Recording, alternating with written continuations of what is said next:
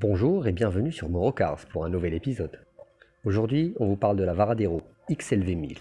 Les amis, bonjour, re-bienvenue sur un nouvel épisode de Morocars. Et comme vous le savez, on est tellement barré chez Morocars qu'on peut pas commencer un seul projet et le finir. Non, ça ce serait trop facile. Non, non, non, non, non. Faut toujours commencer plusieurs projets, perdre des pièces, foutre la merde et ne plus savoir ce qu'on fait. C'est ça la magie du truc. Donc je vous disais les amis, bienvenue sur un nouvel épisode. Aujourd'hui, puisqu'il y a une Honda, il y aura une autre Honda. Aujourd'hui on va parler de la Varadero XLV 1000, sur laquelle on va faire une peinture complète sur carénage, on va faire du lustrage, on va faire un nettoyage, changement de disque arrière, plaquette arrière, et puis on va refaire un test. Il y avait aussi un embrayage à faire dessus. Malheureusement les disques sont pas disponibles, donc ça va attendre peut-être d'ici 15 ou 20 jours. Je vous ferai peut-être une vidéo spécifique pour ça. Et puis vous allez voir ce qui se passe. Cette fois-ci il n'y a pas de previously, on va attaquer direct sa mère. A tout de suite, et je vous signale que l'abus d'alcool est dangereux pour la santé. Au moins je vous l'aurais dit, disclaimer. À la vôtre. La Varadero qu'on reçoit aujourd'hui est une Varadero spéciale. Pas par le modèle ou par l'année ni par l'édition, mais c'est une Varadero avec une valeur sentimentale spéciale. Elle appartient à un ami cher, qui m'a été présenté par des amis tout aussi chers, et pour laquelle j'ai reçu beaucoup de consignes et tout le monde a été d'un commun accord pour dire qu'il fallait que j'en prenne soin. La moto est chérie, elle a 106 000 km, elle se porte très bien et on lui espère une très longue bonne santé. J'ai d'ailleurs pour cela reçu carte blanche pour faire quelque chose de bien et lui redonner une nouvelle jeunesse. C'est ce que je vais essayer de faire dans cet épisode et je vous invite à suivre ça jusqu'au bout, comme ça vous me direz ce que vous en pensez en commentaire. Et n'oubliez pas, abonnez-vous bordel. Abonnez-vous bordel. Bon, maintenant que j'ai pété les plombs pour l'abonnation ou l'abonnage ou l'abonisme ou comme vous voudrez, sachez que je vous aime tous. Je vous aime tous. Attends, je vais y arriver. Je vous aime tous. Voilà. Et partagez, likez et tout. Mais vous allez voir maintenant ce qui suit. On va attaquer le direct. Je sais que ça vous gave ce genre de truc. Mais bon, je fais comme tout le monde. Hein. J'essaie de. Vous savez comment ça se passe.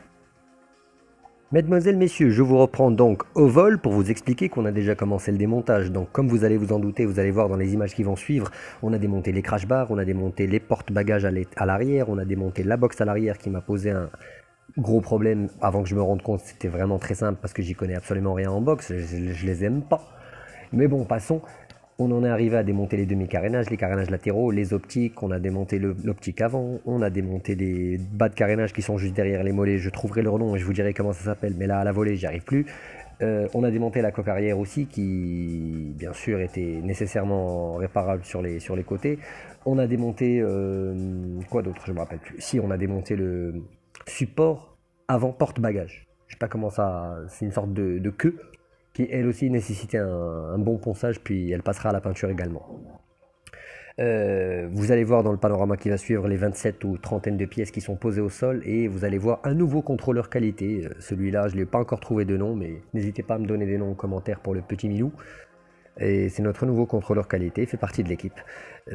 Voilà, vous allez voir ce qui suit et on attaque. Donc les amis, comme je vous le disais, enfin pardon, hein, je suis en mode Robocop là.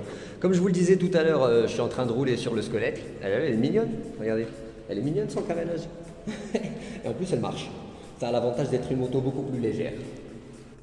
Hein?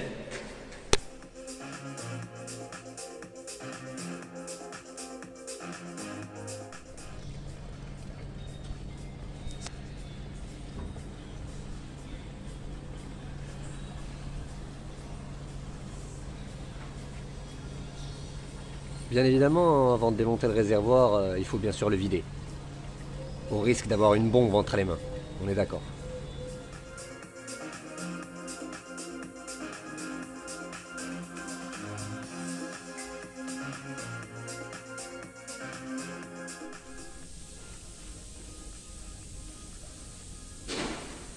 Donc les amis, comme je vous étais en train de vous expliquer tout à l'heure, le pire truc à enlever sur un truc qui est peint, c'est des autocollants qui sont en général par lesquels par-dessus on a verni. C'est horrible à enlever, il faut déjà lever le vernis pour pouvoir y accéder, comme vous pouvez le constater, et ensuite les enlever par petits morceaux.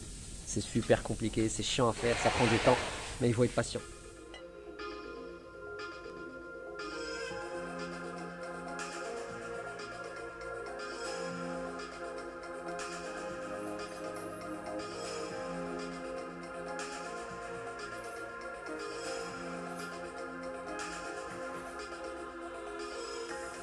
comme je vous expliquais tout à l'heure, il va falloir passer un bout de filaire parce qu'il nous manque un bout de carrosserie. Et bon, comme je maîtrise pas très bien le sujet, on est d'accord, on peut pas tout maîtriser.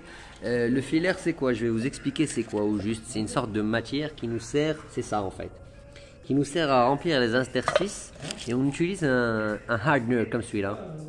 Sauf que le problème, c'est que le dosage est extrêmement sensible. Tout ça pour obtenir ce résultat, comme vous allez le voir là tout de suite. Excusez-moi, je suis en train de m'approcher de la caméra. Voilà. Voilà comment ça donne. Et comme je ne savais pas comment m'y prendre, hein, je ne maîtrisais pas très bien le sujet, c'est grâce à ce monsieur que j'ai fait ça. Grâce à monsieur Abdillah qui est juste là. C'est grâce à lui qui m'a montré comment on fait. Vous avez très bien compris qu'il y a toujours un expert dans l'histoire. Voilà les amis, c'était tout pour moi pour cet épisode. J'espère que celui-ci vous aura plu. Si c'est le cas, n'hésitez pas à vous abonner, liker comme je vous l'ai dit tout à l'heure, disliker même, on comprendra et on prendra note. Laissez-nous des commentaires qu'on adore lire. Et puis je vous dis à très très vite dans un prochain épisode. Et je vous dis tchuss!